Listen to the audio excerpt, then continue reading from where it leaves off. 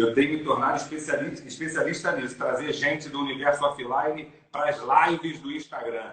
Boa tarde, Diego. Desculpe que é a primeira vez que você falou. Estou enrolado ainda, quer dizer, marinheiro de primeira viagem, quero te agradecer e pedir desculpa pelo certo? Eu estou feliz por te trazer para cá, pô.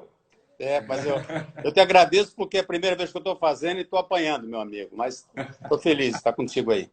Você acha que isso é um grande legado dessa crise maluca que a gente está vivendo? Esse eu acho que vai ser a grande diferença dessas pessoas. Você vê, eu nunca usei. A princípio, ao longo do tempo, o pessoal falou para me fugir das redes sociais e evitar isso por causa dos questionamentos, por causa de segurança e tudo, e eu nunca tive essa oportunidade. E agora me senti assim, confortável com você para entrar aí nesse negócio, mas estou aprendendo. É a segunda vez que eu converso contigo nesse aparelho. Mas eu acho que é o grande ganho que as pessoas vão ter de fazer a diferença e usar ferramentas que até então não usavam, né?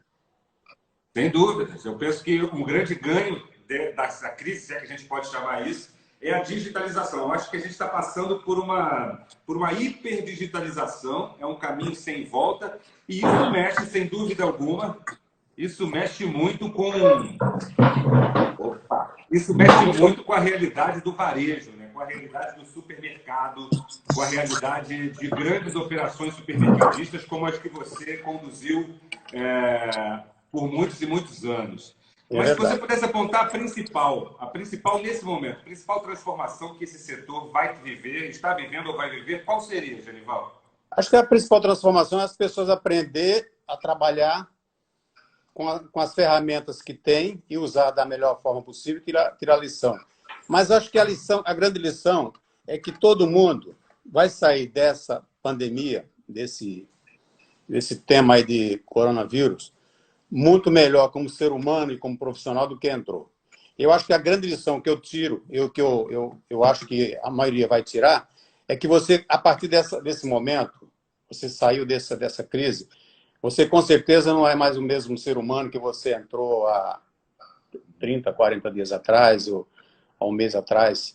Eu diria para você que acho que a grande lição para mim e acho que para a maioria das pessoas é que você vai ser um ser humano completamente diferente, porque você começa a entender o seguinte: você tendo dinheiro, tendo cargo, tendo poder, é igualzinho aquele cara que não tem, que tem zero de poder e tem zero de dinheiro. É igualzinho. Fica no mesmo patamar, fica no mesmo lugar. Então, as pessoas começam a olhar, a partir desse momento, de uma maneira diferente, principalmente com o ser humano. E com o ser humano, com o profissional que está do lado, com as pessoas que vai lidar no dia a dia. Eu acho que é a maior lição que nós vamos tirar desse negócio. Eu tenho o privilégio de tê-lo como amigo há muitos e muitos anos, né? Embora sejamos de gerações distintas, eu tenho esse privilégio de poder conversar contigo há muito tempo. Eu lembro que você foi no lançamento do meu primeiro livro. Com certeza, é verdade. Lá numa Bienal do Rio Centro, né? É verdade, é verdade. Faz muitos anos. Estou muito grato por todas as trocas, por todos os ensinamentos que você já me passou. Mas esse tema da empatia, do lado humano da história, agora fica mais visível e mais emergencial para todo mundo, mas sempre foi um referencial para você nas suas gestões, seja no Presunic, seja depois no Costa Azul, seja depois na Rede Uno. Você sempre teve essa valorização das pessoas como um pilar, né? Isso. Agora em que a máquina ameaça substituir um monte de gente, você acha que isso continua sendo importante, valorizar as pessoas? Eu acho que continua. Agora tem uma importância ainda um pouco maior, porque as pessoas começam a entender o seguinte: sem o ser humano, você não chega a lugar nenhum, porque as máquinas, elas substituem parte do seu negócio, parte da sua operação. Mas dificilmente você vai ter uma loja de supermercado com todas os caixas self-checkout. Você vai ter que ter operadora física, pessoas ali operando, e essas pessoas que vão fazer o mano a mano e que vai dizer qual é a cara da sua empresa. Aquela operadora de caixa que fica ali, que seja daqui a pouco uma ou duas que tem que ter, porque você não vai conseguir substituir tudo pela máquina, eu acho isso impossível, porque isso lá fora já roda há mais de 20 anos e você vê que todas as lojas de varejo lá fora, pelo mundo afora, tem lojas físicas, tem os caixas físicos e as pessoas ali atendendo. E ali é que a pessoa tira a sua impressão digital, naquele Sim. final Então, eu acho que vai continuar. Então, agora, essas pessoas são mais valorizadas, porque você vê, num momento desse pandemia, onde todo mundo está dizendo o seguinte, fique em casa, os nossos operadores, eles têm que sair de casa, ir para a loja, para operar e atender as pessoas. E atender da melhor forma possível e fazer o melhor, além daquilo que fazia antes. Porque antes se fazia de um jeito, agora tem que fazer de um jeito melhor. De dar o álcool para as pessoas limpar as mãos, indicar uma pia para lavar água com água e sabão, dar um sorriso, usar uma máscara que até então ela se recusava a usar. Então, são coisas que estão sendo feitas agora que antes não precisava fazer. Então, o ser humano agora, eu acho, para mim, que agora tem mais valor do que antes. Porque antes, você tinha muita gente para trabalhar e se viesse 10 e faltasse 2, 3, você funcionaria da mesma forma. Agora, com esse número limitado de pessoas com essa dificuldade, se faltar 2, 3, ele já te quebra teu negócio, porque você vai ficar fragilizado. Então, o ser humano agora, eu acho que ele precisa ser mais valorizado do que antes. Dizer para os caras o seguinte, você tem muito valor para mim. Porque você imagina, Diego, numa loja, a pessoa mais importante que todo mundo sabe é o gerente geral, que é o dono daquele negócio. O cara é o maestro, é o técnico que rege toda aquela orquestra lá. Mas, cara, imagina você um dia abrir a loja e só o gerente, não vir um operador de caixa, não vir um açougueiro, não vir um cara do laticínio, não vir um padeiro, não vi um cara que lava a loja, que dá a vassourada para limpar a loja, que higiena a loja, principalmente nesse momento. Então, assim, essas pessoas são muito importantes. E que, em algum momento, a gente não deu a importância a essas pessoas devida. Inclusive, agora até uma discussão, Diego, sobre comparações. Não sei se você chegou a ver isso, eu vou ver se depois eu capto isso no meu celular e mando para você. O pessoal tem um instituto em São Paulo que está fazendo uma comparação com as profissões essenciais, comparando o pessoal da saúde com o pessoal do supermercado, e aí tem umas questões dizendo o seguinte, um médico ganha 5 vezes mais do que um pessoal do supermercado. Aí tem alguém que diz, mas o cara é especialista, o cara é um especialista, estudou, o cara é técnico, aquele negócio todo. Mas, cara, quantos técnicos também nós temos nas lojas e que a gente não valoriza? Quantos? Que pode ser um operador de caixa, como eu te falei, pode ser um açougueiro, pode ser um padeiro, pode ser o cara que limpa o chão. Ele é um especialista naquilo, ele tem a especialização dele. É claro que cada um tem seu valor. E a gente não pode querer comparar um operador qualquer com um médico que levou anos e teve um investimento muito grande para... Mas a importância é muito parecida. Na hora da emergência, na hora de o cara ir no supermercado e comprar, aquele cara tem tanto valor para nós quanto o médico que vai salvar uma vida de um ser humano quando corre um hospital e que tem que ser medicado, e tem que ser atendido. Então, assim, são profissões diferentes, mas que tem que ser valorizada muito parecidamente um com o outro. Quer dizer, você tem que dar a importância ao ser humano, não importa o que ele faça. Ele tem importância dentro daquele negócio que você contratou ele para fazer. Porque você deu o exemplo de uma operação grande, que tem um gerente geral, que tem uma estrutura... Né? Tem um gerente geral, tem um subgerente, tem vários gerentes de setores, vários encarregados, vários operadores, e há uma hierarquia, e aquilo funciona como um relógio. Entendeu? Tudo tem que funcionar como relógio para atender o consumidor, para a gente, consumidor, entrar na loja, a loja está perfeita, toda prontinha para atender você naquilo que você quer. Mas eu falo disso justamente porque numa operação grande, como as grandes redes de supermercados do Brasil e do Rio de Janeiro, ela tem mais estrutura para repor mais rapidamente, tem mais capital para contratar mais rapidamente as pessoas, mas tem um nicho específico, que é o varejo de vizinhança, né? O mercado de bairro, o mercado da sua rua, do seu condomínio, que tem lá, às vezes, o próprio dono trabalhando com a barriga no balcão e mais 3 funcionários. Se ele perde um, é 1/3. Se ele perde 2, 2/3. Né? Então, todo mundo tem que valorizar as pessoas, né? Proteger as pessoas. Exatamente, tem que proteger e valorizar, porque assim, Diego, ao longo do tempo, e eu tenho isso, por isso que eu procuro tratar as pessoas cada vez melhor.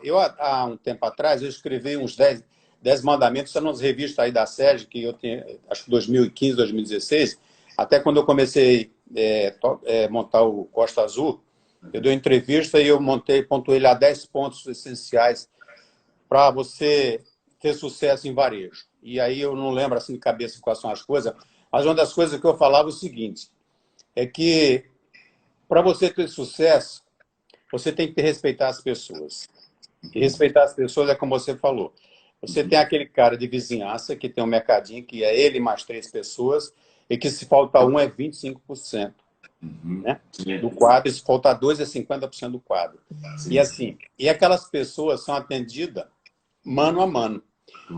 E eu percebi isso durante o tempo que eu cuidei do Presunic, que algumas lojas, a gente sempre, o Presunic tem lojas grandes, todas elas acima de 2.000 metros de área de venda, acima de 2.500 metros de área de venda, mas era como se fosse loja de vizinhança, porque todos os dias, quando abria a loja, se você olhasse, e eu fiz isso diversas vezes, eu ia para a loja, na abertura da loja, para acompanhar a abertura da loja, onde aquelas pessoas se perfilavam ali e batia palma para os clientes, dando boas-vindas e tinha uma mesa de café ao fundo.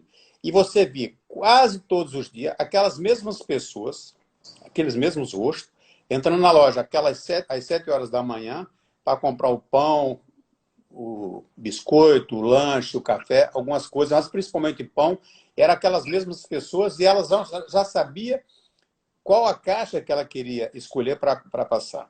Que às vezes tinha 10 caixas, 5. E ela já sabia que era o Diego, era o Genival, era o João, era o Pedro, o Antônio, ela ia ou na Maria, ele ia naquele caixa. Então aquelas pessoas se tornam amigo do varejo, amigo da loja.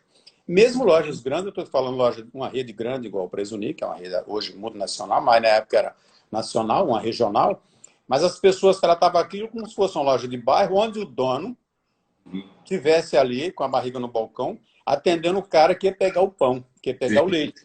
Então, assim, essas lojas de vizinhança, elas têm uma importância tamanha, mas também como tem uma loja de 2.500 metros, 3.000 metros, uma loja de supermercado, ou até um hipermercado, onde as pessoas começam a se identificar com as pessoas que atendem ali no dia a dia, e aquilo passa a ser uma extensão da sua casa. Sim. Que aula, senhores! Isso aqui é Genival Bezerra, um dos maiores craques que temos do setor supermercadista. Já fica aqui registrado os ensinamentos. Valorizar e proteger as pessoas. Primeiro, proteger nesse momento. Agora tem que proteger acima de tudo. Acima de tudo, porque proteger, Diego, não é só dar o emprego e pagar o salário. Proteger é ver se a pessoa na casa dele ele tem álcool gel hoje, se ele tem máscara para dar à família, se ele tem sabão para lavar as mãos, se ele tem toalha para secar as mãos, porque às vezes o cara tem água e sabão, mas não tem toalha para secar as mãos depois que faz a higienização. Então, cuidar e proteger é um pouco além daquilo que as pessoas acham. Eu pago o salário, eu já estou fazendo a minha parte. E não é bem assim.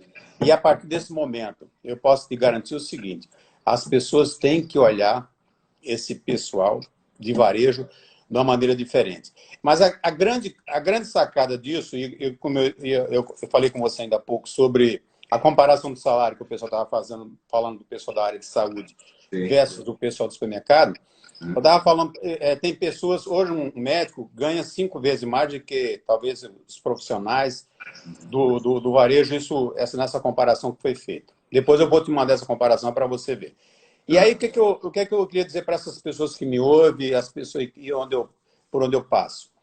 Eu diria para você o seguinte, o cara que trabalha no supermercado é uma das áreas onde as pessoas profissionais têm mais oportunidade de crescimento. Eu vou dar um exemplo seguinte, o enfermeiro, se ele entrar no hospital, dificilmente ele vai conseguir ser médico, a não ser que ele estude, ele tem a vocação para isso, ele estuda, tem a condição de estudar, pagar, que é um estudo caro, é uma faculdade cara, senão ele vai ser enfermeiro a vida inteira. Ele vai entrar como enfermeiro e sair como enfermeiro que fique lá 20, 30 anos ou 10. Mas ele entra como enfermeiro e sai como enfermeiro. No supermercado, você tem a chance de entrar como repositor e sair como diretor. E, às vezes, como presidente. Tem pessoas que conseguem chegar à presidência da empresa e entrou no supermercado como repositor. Por quê? Em varejo, as oportunidades de crescimento é muito maior do que em qualquer outra área que eu conheça nesse mercado. Então, comparando um enfermeiro, como eu te falei, como encarregado, o enfermeiro, se ele não estudar, se ele não se preparar, ele vai ficar como enfermeiro a vida inteira. Um varejista, um cara que entra no supermercado como repositor, ele tem que se preparar, tem que treinar, tem que estudar, mas ele tem que se habilitar dentro do setor dele. A preparação é menor do que um médico, mas ele vai chegar, como eu te falei, até diretor, presidente da empresa, sem nenhuma dificuldade. Só se ele não quiser, porque tem que se esforçar e fizer a diferença, ele vai chegar lá. Então, o supermercado é uma área onde as pessoas acham que seria o último lugar para procurar emprego. Eu, no lugar das pessoas, eu seria o primeiro, em primeiro lugar, eu procuraria supermercado e depois outras coisas. Porque em supermercado, a chance de crescer é muito grande. E eu tenho a oportunidade de falar disso porque eu comecei em varejo, há muitos anos atrás, mais de 40 anos atrás, como repositor. Eu cheguei a presidente de empresa. E assim, e não tive dificuldade. Só que eu falo para as pessoas o seguinte: você não basta fazer igual as outras pessoas fazem. Você tem que fazer melhor. E assim, e você não pode, ninguém pode trabalhar, seja o que for fazer, não precisa só em varejo, em qualquer outra atividade, não precisa trabalhar pelo dinheiro. Não deve, não pode, não deve trabalhar pelo dinheiro. Tem que trabalhar por amor. E quando você trabalha por amor, você faz aquilo de uma maneira tão leve e tão legal que você consegue transmitir segurança para as outras pessoas e, naturalmente, você cresce e se desenvolve dentro do varejo. Então, o varejo é uma escola onde as pessoas podem fazer Então, olha, e se desenvolver. É focar em fazer melhor. Né? Claro, fazer melhor. Eu vou te dar um exemplo. Se você tem você trabalha numa loja de bairro e tem alguém que tem um hortifruti melhor do que o seu, você tem que superar aquele camarada. Qualidade, preço, serviço, tudo. Então, você não adianta só ser igual. Você tem que ser melhor. Então, eu falo muito para as pessoas, cara, pegue aquilo que as pessoas dão para você fazer e as pessoas, quando dão alguma coisa para você, ela vai te falar como é que tem que fazer e vai te ensinar, procure superar aquele ensinamento.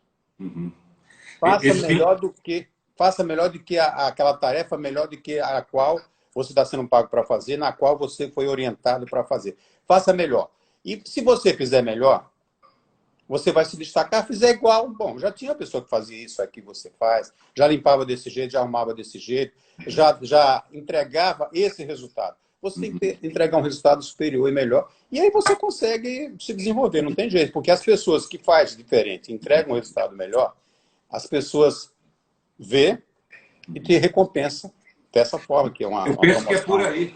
Esse fim de semana eu dei uma escapada de casa, fui ao supermercado, fui na loja que eu sempre vou, e estava vazia. E eu vi a gerente geral da loja chamando a atenção de um repositor, cobrando dele uma determinada arrumação num determinado ponto da gôndola. E ele falou, mas a loja está vazia, não tem ninguém olhando. Depois eu vejo isso. Aí ela diz, é seguindo assim que você vai ficar repositor para o resto da vida. Né? Olha, não sai de repositor. E então, assim, Diego, por quê? Porque ele nunca vai ser visto como um cara com potencial para chegar encarregado, que é o próximo passo. Depois de um repositor, você vai encarregado, depois vai a gerente do setor, subgerente, gerente geral, e aí vai em frente. Ou um comprador, vai para um comprador para uma área de compras, uma área administrativa. Assim, se você fizer só aquilo que você faz, você não consegue fazer com que as pessoas olhem para você de uma maneira diferente para te dar uma oportunidade. E até, eu falo muito isso com as pessoas. Às vezes, Diego, como você é um cara observador, você consegue perceber, você notou esse movimento. Mas imagina que você fosse um dono do supermercado, um gerente, um diretor, e você estivesse procurando uma pessoa. Você ia procurar aquele repositor para trabalhar com você? Claro que não. Mas se ele estivesse fazendo o melhor trabalho, limpando as gôndolas, limpando a mercadoria, arrumando, precificando, perguntando para você se você precisaria de ajuda, se você precisasse de uma pessoa, você ia lembrar daquele camarada. Com certeza. E eu vou te dar um exemplo, que é um exemplo assim, característico. Por exemplo, o Palombo, que foi meu braço direito no Presoli, que foi no Costa Azul, trabalhou comigo há alguns anos, que é um cara de varejo também. É um craque de varejo, tem mais idade de varejo do que eu. Trabalhou em grandes empresas, em grandes multinacionais. O Palombo era gerente geral daquela loja da Superdeli, ali onde hoje é um Zona Sul no Leblon. Uhum. Ali, você sabe onde é no Leblon, ali atrás. Chama Bartolomeu Mitra ali, né? Então, o Palombo era gerente geral ali. O seu Joaquim Cunha, muito esperto, águia, foi num domingo à noite visitar a loja com um amigo e começou a olhar a loja e o Palombo e viu a atitude do Palombo, orientando as pessoas e tal, se apresentou, se ofereceu, perguntou se ele precisava de alguma ajuda e tal. O que aconteceu? O seu Joaquim convidou o Palombo, o seu Joaquim estava formando na época o Continente, chamou o Palombo para ser um dos executivos dele, que ficou com ele muitos anos, até ainda pouco tempo. Então, assim, eu falo para as pessoas, faça tudo que você for fazer, faça como você fosse fazer para Deus. Você faz alguma coisa para Deus de qualquer jeito? Para Deus, acho que a gente tem que fazer o melhor. Então, quando você está fazendo algum trabalho, uma empresa, seja o que for, você tem que fazer o melhor como se você estivesse fazendo para Deus, porque quando a gente faz para Deus, faz o melhor. Então, quando você faz o melhor, você não é só enxergado pelas pessoas que te lideram, pelos teus chefes, pelos teus patrões, pelos teus colegas. Você é visto pelas pessoas externas. Um fornecedor que vai visitar a loja, que precisa de um promotor, precisa de um vendedor, precisa de um supervisor, precisa de um gerente, ou precisa de um diretor, como se o Joaquim precisava de um gerente e convidou o Palombo. Então, você é visto por todas as pessoas, além daqueles que são pagos para te ver e para te acompanhar o teu trabalho e para te corrigir, como essa gerente estava chamando a atenção desse repositor. Então, assim, eu falo muito isso para as pessoas, porque quando você trabalha, você tem que dar o melhor. É aquele cara, você diz para ele o seguinte, cara, esse corredor aqui de bebidas é seu, você tem que tomar conta desse corredor, tem que manter da melhor forma possível. Além de você cuidar daquilo muito bem, você tem que ver se o seu cara do lado da limpeza, ou da perfumaria, ou da conserva, está conseguindo fazer a tarefa dele de acordo com a orientação, ou se ele precisa de ajuda. E aí, se você tiver com o seu muito bem feito, você pode recorrer, socorrer o seu vizinho, o seu colega de trabalho e ajudar ele a fazer também da forma possível que está sendo orientado, para que ele também consiga galgar alguma coisa. Mas o que é que a maioria das pessoas faz? Não faz o deles direito, como esse repositor que você viu, que a moça estava chamando a atenção. A loja está vazia, como diz o outro. A loja está vazia, não precisa arrumar a loja. Eu não preciso repor. É o contrário, ele tem que repor e deixar impecável, porque quando a pessoa entrar, ele não pode estar atrapalhando. Ele não precisa estar repondo mercadoria. Isso é lenda viva do varejo brasileiro, gente. Genival Bezerra. Agora, você começou como repositor. Comecei como repositor. E na época não era repositor, era balconista, que fazia reposição. A função é balconista. Em que empresa? Eu trabalhei na rodoviária, uma loja de doces que tinha na rodoviária, tem até hoje, chama-se Bombonier Rodoviária, Novo Rio. Tinha na rodoviária, tinha Ipanema, tinha Praça Mauá, tinha na Menezes Couto, tinha várias lojas e eu comecei na rodoviária Novo Rio na época. E depois de lá, começou uma carreira muito bem sucedida. Aí depois eu saí de lá, eu fui para o Macro. Depois saí do Macro, fiquei alguns anos no Macro. Depois fui para a Casa Sendas, fiquei na Casa Sendas alguns anos. Cheguei até diretor na Casa Sendas. Fui para a loja americana trabalhar com o Cicupira como superintendente de compras. Fiquei lá muitos anos também, uns 7 anos. Depois saí, fui trabalhar com o seu Joaquim Cunha para montar o Continente na época. Ele tinha um Rainha. E na época ele estava montando o Continente, que na época ele convidou o Palombo também, que o Palombo era de Superdeli, né?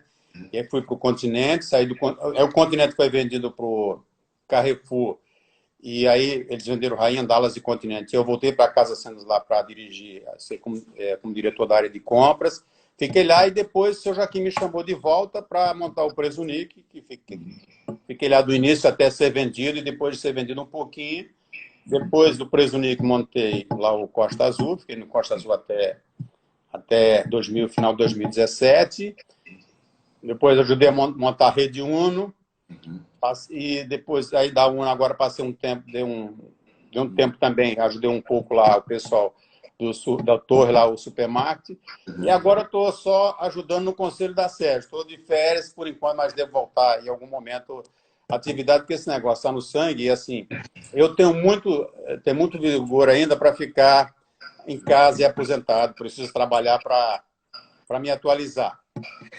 Você é uma grande autoridade do setor supermercadista. Hoje é presidente do Conselho da ACERJ, que é a associação que engloba todos os supermercados do Rio de Janeiro, do estado do Rio de Janeiro, não só do estado do Rio de Janeiro.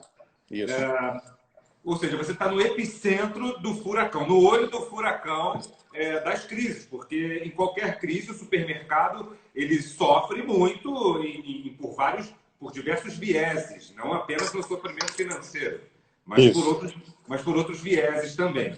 A sociedade, por conta da pandemia, estava muito preocupada com o desabastecimento. E a gente já reparou que os supermercados não estão desabastecidos, ou seja, não está faltando comida, não está faltando produto na gôndola, exceto algumas coisas pontuais, né, por conta do momento propriamente dito. Mas o supermercado sempre foi visto como o vilão da história. Quando tinha uma crise, aumenta preço. Quando segura produto para depois vender mais caro, enfim. E hoje a gente percebe o supermercado muito mais amigo da sociedade, muito mais empático com a sociedade. Isso é reflexo de um trabalho conjunto, seu e dos seus pares na ACERJ, né? Eu acho, assim, isso é um trabalho em conjunto do Fábio, como presidente da associação, e todo o conselho, que é um grupo de 20 pessoas, tem as multinacionais que tem Pão de Açúcar, Carrefour, Walmart, Cencosud, e todos os regionais, tem 4 multinacionais que é associado, que fica em São Paulo, e tem as outras 16 aqui no Rio, que são os regionais. E, assim, e tem um conselho hoje bastante parrudo, onde a gente conversa uma vez por mês, e assim, reunido lá todo mundo, mas fora disso, há conversa no Zap, há conversa por telefone. Assim, existe um grupo hoje, assim, extremamente profissional, cuidando da SERJ, olhando pela SERJ e trabalhando em prol da SERJ. Mas o varejo carioca, eu falo muito isso para as pessoas, o varejo carioca, ele se aperfeiçoou de uma maneira tal que hoje não deve nada para nenhum varejo internacional. Eu viajo quando tenho oportunidade de viajo, olho o varejo lá fora, e eu já falei algumas vezes para algumas pessoas quando eu viajo, que quer visitar supermercado, e cara, eu não tenho muito o que ver aqui, porque o que a gente tem lá é igualzinho aqui, algumas coisas até melhor. Eu tenho algumas coisas que até melhor, tem outras muito pouca coisa para melhorar. A gente está sempre aprendendo, mas o varejo, ele evoluiu muito no Brasil, e o Rio de Janeiro não deixa nada a desejar a ninguém. E as pessoas hoje estão muito conscientes. Antigamente, realmente a gente era visto como vilão. Hoje nós somos vistos como amigo da sociedade. Somos nós que abastecemos essa população, damos qualidade de vida para eles e procuramos fazer da melhor forma possível. O que, às vezes, a gente era visto como vilão também, tem algumas coisas que é culpa do varejista, o seguinte, e eu vi isso agora em São Paulo, vi isso muito nítido, a mídia batendo nos varejistas lá no supermercado, que estão aumentando o preço, estão colocando preço muito absurdo. Mas, olha, uma parte da culpa desse varejo, ainda eu estava conversando aqui com a minha mulher esses dias, que eu estava vendo lá o Datena, principalmente da Bandeirante, batendo em cima do varejo com o pessoal do PROCON. Por quê?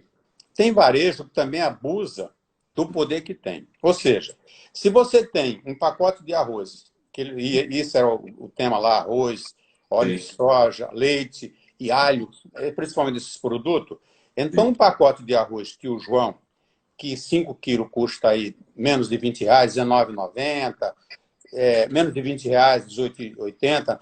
Aí o cara vem na televisão, muitas vezes tem uns que vêm na televisão a R$16,90, mas tem outros que vêm a menos de 15.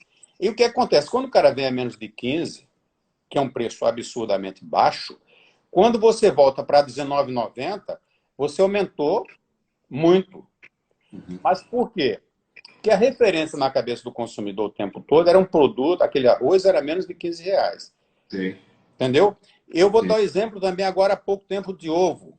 Ovo, agora, principalmente na quaresma, todo ano o pessoal aumenta o ovo porque há uma demanda maior do que a procura maior do que a oferta. Então, quando a demanda sobe muito, diminui a oferta, os preços têm que ir para o patamar normal sem a oferta. Aí o que acontece? Se você antes da pandemia vendia ovo a menos de R$9, a bandeja com 30, e há pouco tempo, principalmente em São Paulo, os caras estão vendendo a R$19,90 e a mais de R$25. Quem é a culpa disso? A culpa é do varejo, porque tinha necessidade de vender ovo a menos de 30 unidades menos R$ 9 ou menos de 8, e depois vendo que o preço real entre custo e venda teria que ser na faixa de 14, R$ 15, cara, não faz isso, porque quando você traz o preço muito para baixo, que aquilo vira referência, eu vou dar um exemplo. Leite moça, R$ 13,99 o tempo todo.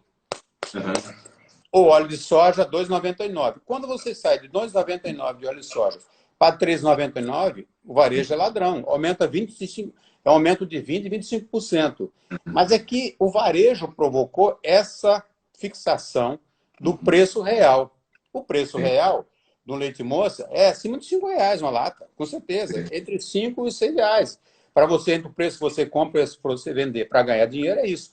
Mas quando você traz para R$ 3,99, você fica batendo naquilo durante meses, você coloca na cabeça do consumidor que o preço real daquele produto, o preço justo, é aquele R$ 3,99. Numa pandemia dessa, você vai para o preço justo. Você bota o preço lá do arroz, do feijão, do óleo e tal. Então, assim, cara, o varejo provoca isso. Cara, quer promover? Promove. Tira uma diferença, está vendendo a 5, vende a 4,50, 4 e pouco. Não traz para menos de 4, porque quando você traz para menos de 4, você está diminuindo 20%, que quando você aumentar, quando você levar para o preço real, preço justo, cara, o consumidor diz: esses caras são ladrão, eles estão aumentando o preço sem necessidade, porque vendeu o tempo todo a menos de 4 e agora está vendendo acima de 5. Então, são coisas que acontecem no dia a dia que eu vi, que aconteceu agora nessa pandemia, mas provocado por nós, varejistas, porque às vezes, muitas das vezes, o cara quer mostrar o seguinte: cara, eu sou mais barato. E ao longo do tempo também, eu digo, a gente percebe o seguinte: preço, ele é muito relevante no varejo, mas não é o principal. Preço é um dos componentes que vai fazer com que o cliente entre na sua loja para comprar. Aí você tem uma outra série de serviços que você pode oferecer e que ele não vai mudar da tua loja para uma loja do concorrente por causa de centavo. E há pouco tempo tivemos aí a questão da sacola. Cobra a sacola, não cobra a sacola, vamos cobrar, vamos cobrar. Não, mas se eu cobrar e o cara do lado não cobrar, o cara vai deixar de comprar na minha loja. Eu digo: gente, não cobra. Eu fui uma das pessoas que defendi, eu e outras pessoas lá, não dá para o cara trocar de loja por causa de 0,06 centavos. Não dá. Cara, e a qualidade da tua loja, o serviço, as pessoas, cara, o teu diferencial não conta nisso.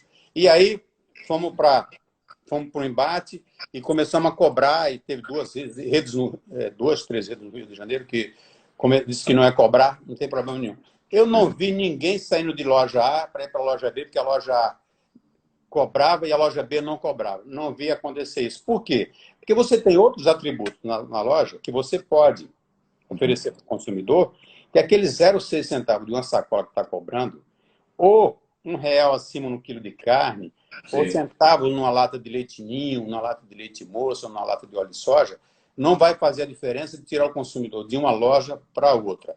A não ser que o cara seja um atravessador, um cara seja um distribuidor, seja um pequeno varejista que quer comprar volume e vai aproveitar a oportunidade, mas esse é um cara que eu acho que ninguém quer ele dentro da sua loja, porque ele só vai comprar oferta, ele só vai comprar aquela mercadoria que você está sangrando, que você não tem margem nenhuma, e que você, ao invés de dar para o consumidor, que é o do dia a dia da tua loja, ele vai tirar aquela tua oferta e levar uma quantidade praticamente toda que você tem, e você não vai atender o consumidor final que você tem no dia a dia da sua loja. Então preço é importante, mas não é tudo. Então, não é tudo. Tem que ter algum diferencial. Né? Tem que ter um diferencial para chamar de seu. E eu falo isso com conhecimento de causa. Há um tempo, lá atrás, há uns anos atrás, quando eu estava no Presunic, tinha as ofertas de carne todos os dias. E tinha um supermercado no Rio de Janeiro que vendia todo o preço que a gente colocava, ele colocava R$ 1 mais barato. Alcatra. Botasse R$ 18, ele colocava 17. Eu colocava 17, ele colocava 16. E eu só via a minha margem de açougue indo para o chão.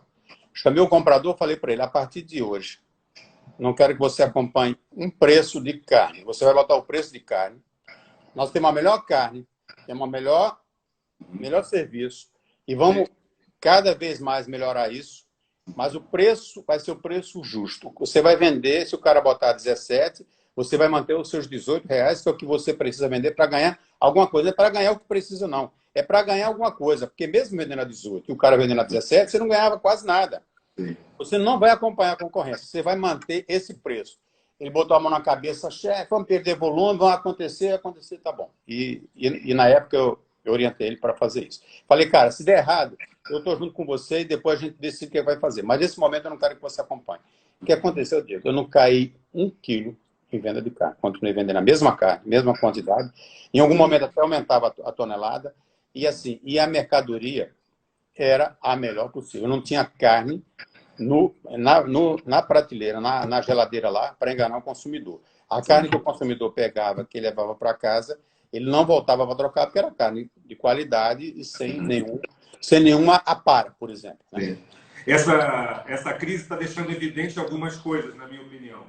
Uma delas é o que eu posso chamar de empoderamento do consumidor. Sabe? O consumidor tem na palma da mão a informação que ele precisa, seja de preço, seja de conveniência, seja de prestação de serviço. Não é só mais a oferta anunciada no comercial de TV que traz cliente para a loja, não é só isso. Né? É uma série de fatores. Será que muda o comportamento do consumidor daqui para frente? Ou não? O supermercado continua como um polo central do cliente, da sociedade? Ele vai comprar mais pelo e-commerce, pela internet? Diego, eu acho que vai comprar um pouco mais, mas isso depois volta, porque assim, eu te digo com uma experiência de vida. O consumidor gosta de ir na loja, principalmente essa classe que é mais idosa, vamos dizer, que é o pessoal da terceira idade, eles gostam de ir na loja para interagir com as pessoas. Estou te falando um conhecimento de causa no dia a dia. Eles gostam disso. Essa turma mais idosa, eles estão comprando agora na internet por uma questão de necessidade, porque eles não têm muita opção. Mas na hora que isso voltar à normalidade, que acabar essa pandemia, eles voltam a comprar na loja, porque eles querem interagir com as pessoas, eles gostam de escolher os produtos, ele gosta de chegar no hortifruti e escolher o tomate, ele gosta de chegar na padaria e escolher o pão ser mais escuro, mais claro, ser mais gordo, ser mais magro. Ele gosta de lidar, andar pelas gôndolas e ver as novidades, porque se ele não vai lá, ele não vê as novidades, não vê os lançamentos. E as comparações, assim, fisicamente, eles gostam de fazer isso. A internet vai ter um outro patamar. Depois dessa pandemia, vai mudar o patamar, com certeza. Deu um crescimento aí de 60%, você fala 50%, 60%. Mas isso representa 5%, se você... Não sei se você tem esse número, mas esse número de internet no Brasil representa 5% das vendas do supermercado. Ou nas vendas do supermercado, não, nas vendas geral. O supermercado talvez represente 2%, 3% ou até menos. Então, assim, vai melhorar, mas eu acho que as pessoas voltam porque o mercado é um lugar de lazer, é um lugar de entretenimento, é um lugar de prazer. Tem pessoas que têm prazer em supermercado, circular entre as gôndolas, comprar as coisas e depois conversar com o balconista, que seja o açougueiro, que seja o padeiro, que seja o cara, o cortador lá de laticínio, o fatiador, que seja a operadora de caixa. Ele gosta de interagir. Então, eu acho que essa interação ela volta e o mercado continua um pouco diferente desse, porque assim é assim. Não vamos ter nunca mais um mercado como tínhamos antes. Acho que muda, a história muda. Mas o que muda exatamente? O que muda é que você vai conseguir vender um pouco mais pela internet, vai ter que ter alguns serviços que você vai ter que, se você não tinha, você vai ter que adaptar no teu negócio, porque tem muita gente que não vende por internet. Muitas. A maioria do Rio de Janeiro não vende, a maioria do Brasil não vende. Exatamente, a maioria. A partir desse momento, o consumidor vai exigir isso, e se você não tiver, aí ele vai comprar do seu concorrente mesmo, aquele cara. Mas é uma fatia muito pequena que não vai fazer tanta diferença no seu negócio. Mas que a gente precisa se adequar a esse novo modelo, esse novo momento, e buscar novas ferramentas para atender esse consumidor, que quer um atendimento diferenciado, com certeza. Eu falei aqui, provavelmente com o Fábio, presidente da Sérgio, numa dessas lives, de um detalhe, de uma observação que eu fiz sobre a tua gestão lá atrás no Presunic. Eu lembro de chegar naquela loja bonita ali de Botafogo, São João Batista, que se abriu, fui na inauguração, junto com o seu Joaquim, com o André, com o Márcio, todo mundo. chegaram de carro ali embaixo no estacionamento e tinha uma placa escrita à mão pelo... Como é que é o nome do camarada que escreve? Cartazista. O cartazista da loja, falando: bem-vindo ao seu passeio de compras. Isso. E ninguém mais no Rio de Janeiro fazia isso naquela época. Eu já não lembro mais quanto, 12 anos, talvez tenha aquela loja de Botafogo, 11 anos. Tem 12 anos. Ou seja, algo disruptivo desde aquela época, colocando o consumidor com essa sensação de que está indo ao supermercado para uma atividade de lazer, não só para comprar as questões básicas para a sua vida. E hoje a gente vê Presunic, já em outra gestão, Zona Sul e alguns outros supermercados fazendo proporcionando de fato uma experiência do cliente. Presunic faz show no estacionamento da loja. Zona Sul faz degustação de vinhos com sommelier dentro da loja. Então, transcende essa questão de fornecer apenas produtos de consumo básico. É uma prestação de serviço. É aí que é o futuro do supermercado. Aí é que é o futuro do supermercado. É proporcionar coisas diferentes. Eu vou dar um exemplo simples, Rodrigo. Por exemplo, no Presunic e no Costa Azul, nas empresas por onde eu passei, qual era a minha orientação com os empregados? Eu falava isso, eu não deixava ninguém do Recursos Humanos falar. O cara do Recursos Humanos treinava as pessoas, preparava, e na hora dele entrar tinha a aula de integração, uma palestra de integração. Eu ia como gestor geral do Presunic, eu ia lá, na frente deles, falando com todo mundo, de repositor a gerente geral da loja, e dizia para ele o seguinte: gente, aqui o cliente sempre tem razão. Se ele não tiver, tire a sua razão e dê para ele. E o que quer dizer isso? O cara tem que ser atendido ali naquela chegada no estacionamento, tem que ter um segurança ali para dar segurança para ele ver que o carro dele está protegido, se ele quer alguma orientação para onde é que ele vai. Quando ele entra na loja, ele tem que receber um bom dia, uma boa tarde, uma boa noite. Se ele tiver alguma dificuldade na loja com relação à mercadoria, o funcionário tem que largar o que ele está fazendo e acompanhar ele até onde tem a mercadoria, colocar na mão dele. E se ele tiver qualquer dificuldade ao longo das compras, ele tem que ser socorrido. Mas um negócio assim que é um negócio que é irritante no varejo, é você comprar um negócio, se você quiser você fazer esse teste, você compra um negócio, você compra um produto, compra uma garrafa de vinho, leva para casa para um jantar. Quando você abrir a garrafa de vinho, você vai ver que aquele vinho não está bom, não está com sabor, não está com aroma, está vinagrado, está com algum problema diferente daquele que você está acostumado a comprar e tomar. Você pega essa garrafa, volta no supermercado para trocar. Aí você vai encontrar alguém lá, que pode ser um segurança, pode ser um fiscal, pode ser alguém, trouxe a nota fiscal, comprou quando é que o senhor comprou, por que quer trocar, um monte de exigência. O que era orientado tanto no Presunic como no Costa Azul na minha época? O cliente voltou na loja para trocar um produto. Você faz 3 perguntas para ele. O senhor quer trocar por um produto igual, quer seu dinheiro de volta ou quer trocar por outro produto? Não pede nota fiscal, não faz nenhuma exigência, mesmo que ele não tenha comprado aquele produto na sua loja. Ele comprou na loja do vizinho, se enganou, que já aconteceu isso algumas vezes, não muitas, mas algumas vezes aconteceu. Ele comprou na loja de um concorrente lá no bairro tal. Primeira loja, de preferência, é a sua loja. Ele entrou na sua loja, aí você, com um produto que você olha de cara, você diz assim: eu não trabalho com esse produto. Vou dar um exemplo: queijo Minas. Cada loja trabalha com uma marca diferente. E aí, cara, a pergunta para o cidadão, o cliente: o senhor quer trocar produto igual, quer seu dinheiro de volta ou quer um produto diferente? O que o senhor quiser, nós fazemos. Não tem nenhuma burocracia. Porque tem que fazer nota de entrada, tem que fazer acontecer. Cara, isso você faz depois. Na hora, o cara quer ser atendido. Ele quer uma resposta, mas ele está indignado porque ele comprou uma carne. Vou dar um exemplo: ele comprou uma carne, chegou em casa, quando ele abriu a bandeja, a carne está com cheiro ruim, está rançosa, está azeda. Ou tem um monte de recorte por baixo. E a para de carne, o cara, açougueiro às vezes faz isso. pega o açougueiro mal intencionado, ele pega aquelas aparas para não dar quebra no setor dele, ele bota na bandeja, bota por cima e você não vê, porque você só vê quando você abre, que quando chega em casa o cara volta na sua loja indignado. Cara, você imagina, numa cena dessa, você pedir nota fiscal, dizer para ele que tem que se dirigir a uma área de saque, tem que esperar o cara atender outras pessoas para ele ser atendido, Não, já tem que foi. fazer nota de entrada, tem que fazer um vale para você comprar outro negócio. Cara, isso irrita. Agora, Diego, quantas pessoas fazem isso numa loja de varejo no dia? Poucas pessoas. Uma, duas. Tu pode pegar aquilo e jogar fora.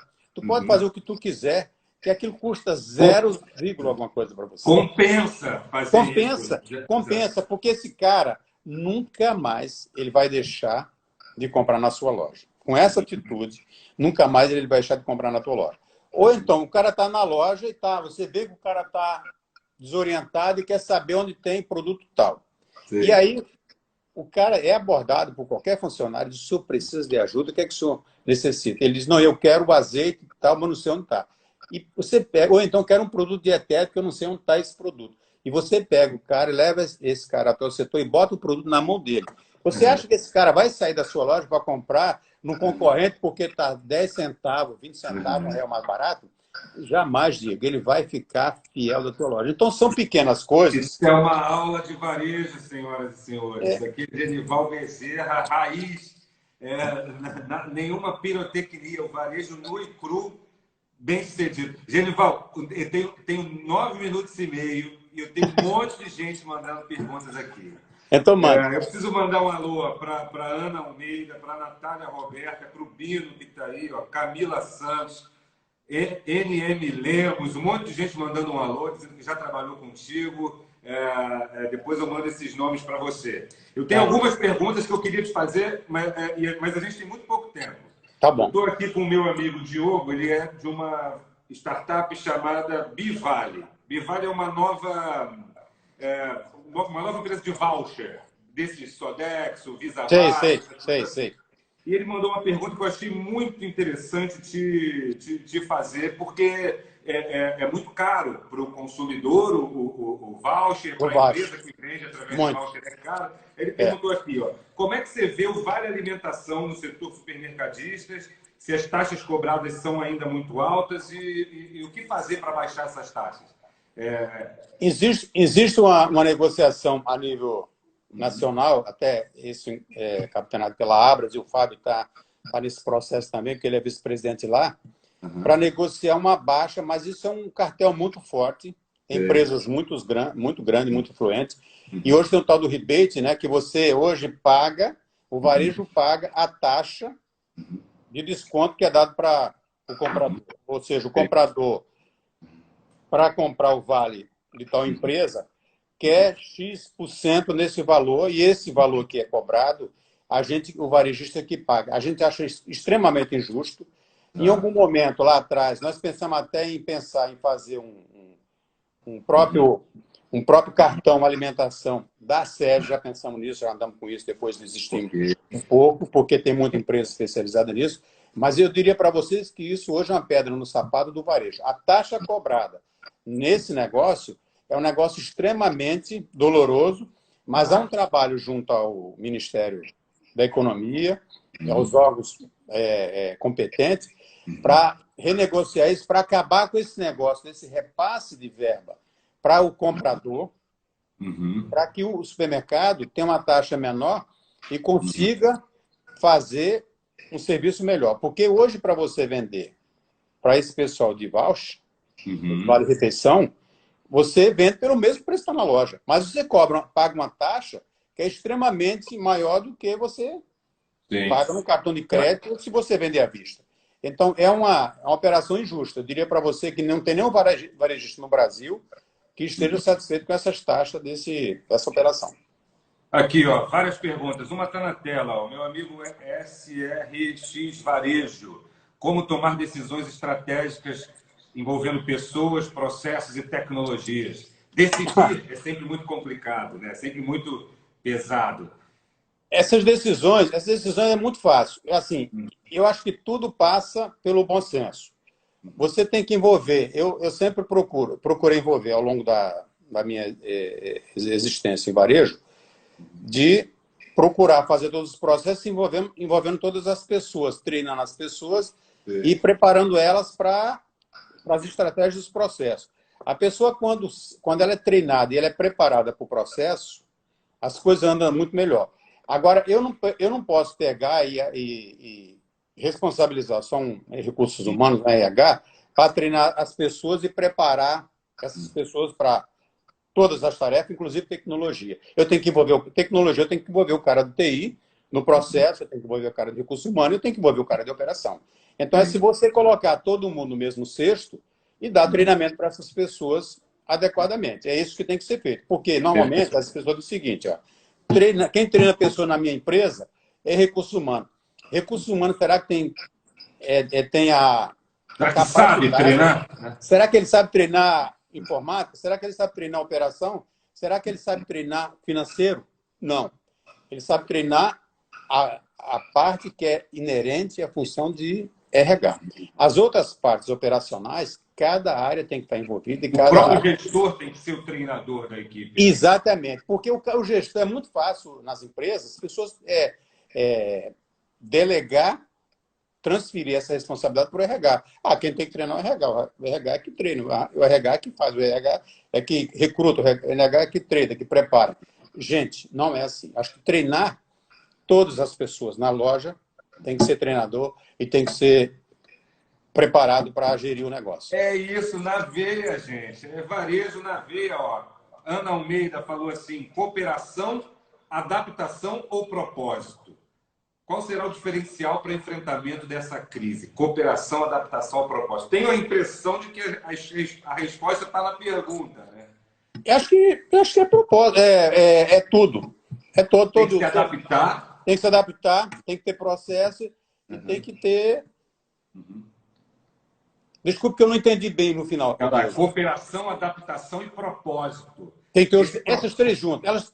Uma não anda desagregada da outra. Tem que ser as três. E essa história do propósito, quem não assistiu o início da live tem que voltar para ver Genival falando sobre trabalhar com amor, sobre o que fazer para ser bem-sucedido numa carreira. E está aí a história do propósito, né?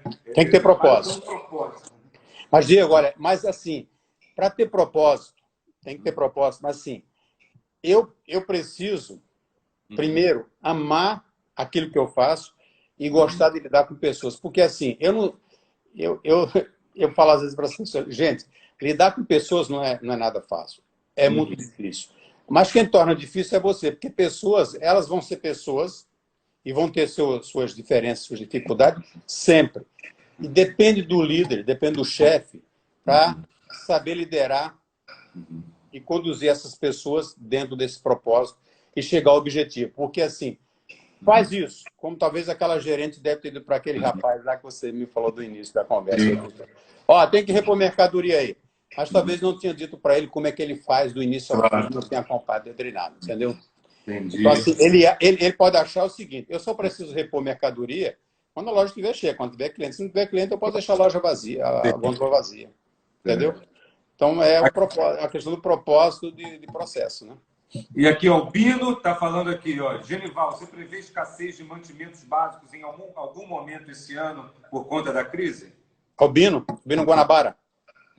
Não, ele chama Bino Lima. Ele falou aqui, ó, você prevê escassez, você prevê falta de comida no mercado por conta da crise? Não tem essa possibilidade. Porque, assim, Diego, o que é que acontece? Nós estamos a nossa safra brasileira, ela está em pleno vapor e deve ser igual esse ano, melhor do que foi o ano anterior. E as indústrias, elas estão se reinventando. As indústrias elas se prepararam nesse momento de pandemia para o melhor que vem depois disso.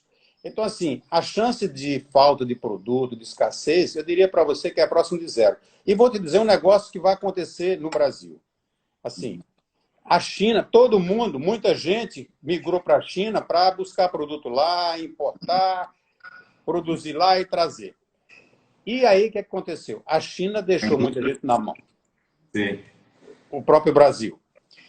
O que acontece agora? A indústria brasileira vai se preparar, já se preparou, está se preparando para isso.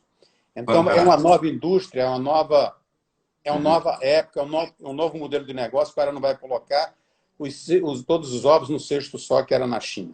Vai começar a produzir esses produtos também no Brasil. Eu diria para você a chance até de aumentar a oferta de produtos no Brasil daqui para frente. Caraca, Genival, tinha um monte de pergunta para fazer, um monte de gente aqui na fila querendo falar, mas o nosso tempo acabou e a gente vai ter que marcar de novo.